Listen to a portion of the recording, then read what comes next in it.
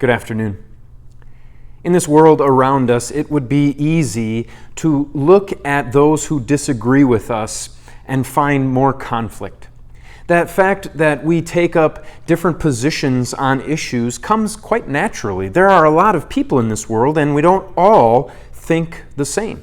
So when we get into groups and we look at others that we disagree with, how do we look at them? How do we interact with them? A lot of people will just simply give up. They won't be able to talk to anybody who believes something different than they do.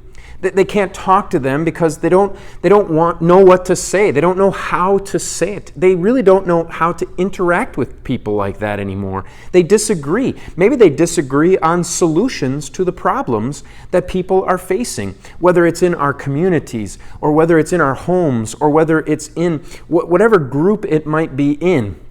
There are problems, and people have disagreements about the solutions to those problems. That's quite understandable. It's quite normal, but how do we interact with them?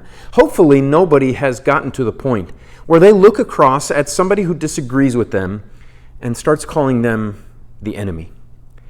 Now we know that that is entirely possible. We know that we have done that and others have done that towards us as well. They look at us because we simply disagree on whatever point it is, and they think we're the enemy. How do we get over this? How can we move past it? How do we interact with people? Jesus gives us the solution. He says this in Luke chapter 6, verse 35. Instead, love your enemies, do good and lend, expecting nothing in return. Your reward will be great, and you will be sons of the Most High, because He is kind to the unthankful and the evil. Love your enemies?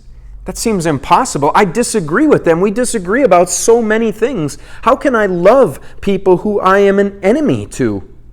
That's an impossible thing for us to do until we remember what Jesus has done for us. How Jesus loved us when we were enemies too. How Jesus loved us as sinners. How Jesus loved His enemies and went to the cross for all people. That is how Jesus loved you and me and everyone else. And that is what can allow us to love our enemies. When we think of the love that Jesus has for us and how He has forgiven us, that allows us to love our enemies because He is kind to the unthankful and the evil. Jesus loved even those who were unthankful and evil. Jesus loved them and gave His life for them. Jesus gave His life for you in love. And that allows you to love your enemies. Until we see each other again, the Lord's blessings on your day.